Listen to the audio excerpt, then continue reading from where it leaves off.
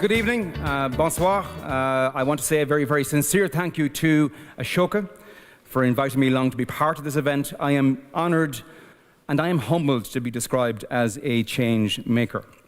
And I was asked recently to write the foreword to an anthology of poetry and literature written by Irish primary school children.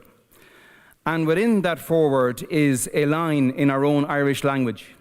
Is é sin an driocht atá lastig onan goléir. And the translator has just gone berserk now, I assume, at this point. But what it means in English is very, very simple. That is the magic that is within all of us. And I was referring to the magic of creativity, and in particular the talent that each and every one of us possesses to stare at a blank computer screen or a blank page and slowly fill that with our thoughts and with our dreams. And the young people who contributed to that superb book had the courage to believe that their story was worth telling, and for me it was a joy to witness them expressing themselves so eloquently. They succeeded in freeing their minds from the rough walls that imprison all of us from time to time, and the results were simply beautiful to behold. These young Irish authors, they drew from a wellspring, a long tradition, centuries old, of storytelling and literature in Ireland. And Ireland has produced 4 Nobel Prize winners in literature, and one of them, a man called Seamus Heaney, who passed away recently, once wrote that the main thing when it comes to writing is simply to write for the joy of it. And the work of those children, for me, was inspirational, and it was quite moving at times, because in every contribution, in every poem, in every story, I sensed real creative freedom, creativity without any boundaries whatsoever. And I got a feeling that these children, in writing for this book, they weren't afraid to be judged. In fact, they didn't even expect to be judged. They weren't in an exam.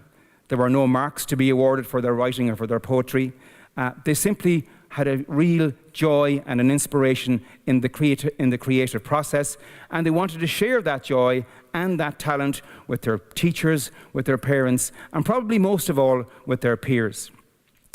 And having read that book, I wondered how we as policymakers, as teachers, as social entrepreneurs, as change makers, could protect and could nurture that creative freedom, that courage, and that self-belief that every child has within them from the day they're born. And it was that same burning question and the chance to meet some very, very creative people that inspired me to attend an event called Change Nation in Dublin Castle back in March 2012, organised by Ashoka Ireland. It was an extraordinary event. It was the first time in Ireland that we were exposed to people who were genuine change makers, social entrepreneurs from all over the world. And in fact, the concept of social entrepreneurism was in its very, very early days in Ireland back in March of 2012. And I'll be very, very honest in telling you, I had a very hazy understanding of what the word social entrepreneur meant. I'm both a dreamer and I'm a pragmatist. I'm a musician, but I also love technology, I love science, I love real hard data derived from good research. And there's always that inner conflict going on in my head. And I suppose the Change Nation event appealed, first of all, I have to say, to the dreamer in me. But the pragmatist was counter-arguing, saying, why are you going to this event? This event will be full of nebulous, ephemeral ideas espoused by people who think that the world would be a wonderful place if we all hugged one another every day. And perhaps upon reflection, they're actually right. But on that day in Dublin Castle, I met another dreamer and a pragmatist all rolled into one. I met a guy called Dr. John Mighton, who's a playwright and an exceptional mathematician. And John is the creator of a program called Jump Maths. And I sat with John, and he told me of his new and exciting way to teach maths to children, a new methodology that brought every child in every class to a very high understanding of some very complex mathematical concepts. And he did it simply by breaking those very large concepts down into tiny little micro steps and ensuring that every child, in taking that step, understood the step previously and went on to build a really, really deep understanding of maths. And I was very impressed. But what really impressed me was when John opened his laptop and showed me some incredible research that he had done in Canada to prove conclusively that jump maths had worked in primary schools in Canada.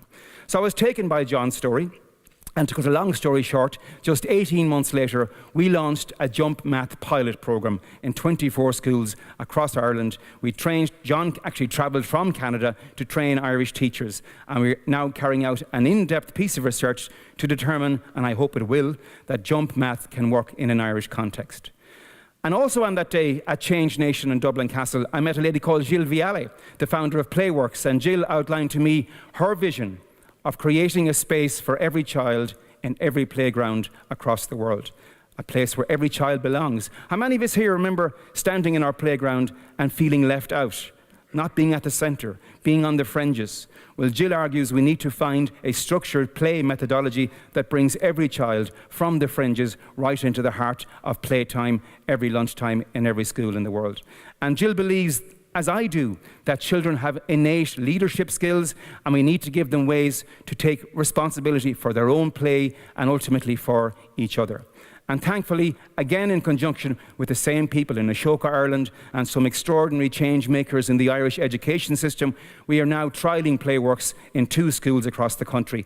We're looking at training teachers in the methodology in September, and we're also looking at the children who have already experienced Playworks becoming evangelists, going online, Skyping other children in Ireland and indeed abroad to tell them of their very, very positive experience of the Playworks approach.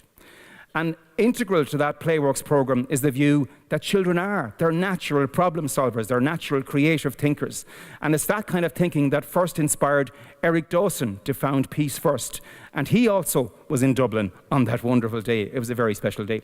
And Eric believes that rather than trying to police bullying and police conflict, we need to stop conflict and bullying happening in the first instance. He wants to create a way for children to learn at a very early age compassion, peace, and empathy.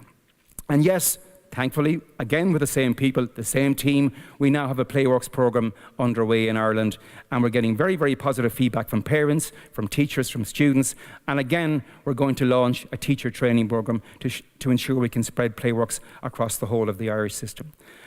And for all 3 of these innovative programs, Jump Maths, Peace First and Playworks is the first time that they've been trialled outside of the United States. It's the first time they have reached out from the United States and come to Europe.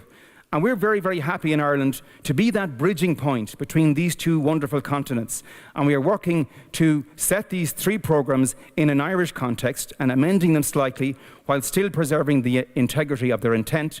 And that work, we hope, will allow us to share our knowledge and our wisdom around these particular programs with our European counterparts.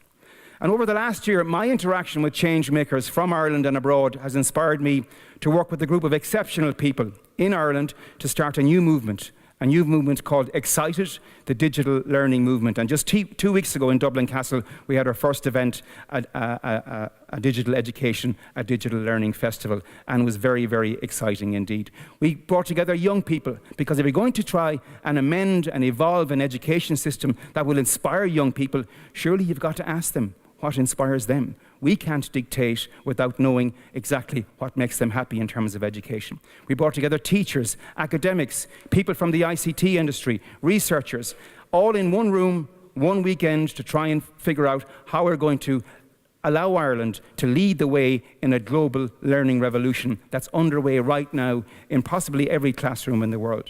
And it is happening in Irish schools because of 2 reasons. First, we have exceptional, trailblazing, innovative teachers, and we have children who are using technology like it's never been used before. They're actually starting to teach themselves. And I will just describe to you the reaction of one teacher who came up on the stage in Dublin Castle, and she showed us a video of a project, a film, about the Irish famine, that horrendous time in Ireland's history back in the 1840s. And that film was produced by a 9-year-old boy, and it was really, really good. There was YouTube clips, there was pictures, there was a narrative. It was really, really professionally produced. And the teacher said, and these are powerful, powerful words, having shown that video to 500 people in a room, she said, you know something? I'm no longer teaching history. I'm creating historians. And that's what's possible with technology in education, and that's what we're trying to do in the future in terms of how we empower students and empower teachers to use that technology in a very, very wise and exceptional way. So, what have I learned? What have I learned? I'm a politician, I'm a minister in the Department of Education. What have I learned over the last 3 years in working with a wonderful group of change makers in Ireland? Firstly, and most importantly, I've learned that teachers are the most powerful force, the most powerful people in shaping the societies of the future. There's no question about that, none whatsoever. And with passionate and committed teachers on your side, just about anything is possible in the future. Secondly, as a politician, it takes a lot of work to earn people's trust. And perhaps that shouldn't be the case, but it is, it's the reality. But once you earn that trust, and you have a group of people working with you, it's very important to work hard in sustaining and building that trust. Thirdly, it's okay to start small. You can't change the world overnight. You can't even change a tiny little country like Ireland overnight. You just have to sow the seed of an idea in a few people's minds, and for me, it was that group of really, really passionate teachers and educators who simply understood from the start what I was setting out to achieve. It's about sowing that seed, letting it germinate, and slowly building a group of people who are as passionate about change as you are. And if the idea is good enough and the passion is strong enough, the change will happen. Fourthly, I now know there are change makers absolutely everywhere. They're all over the place. They're in politics, they're in big global for-profit companies, they're in the public service, they're in the teaching profession, they're in our own communities, they are everywhere. But it takes time. And it takes energy to seek them out, to connect with them. And I believe it's only possible to do so by unashamedly identifying yourself as an idealist, by wearing your heart on your sleeve to a certain extent, and hoping that others see themselves in you and are willing to work with you. And finally, I've learned that in all of us, there's an incredible transformative power, a yearning that we all have as a species to make our world, our country, our communities better places. Is é sin an dríocht atá lastig onan goléir. That's the magic that is within all of us.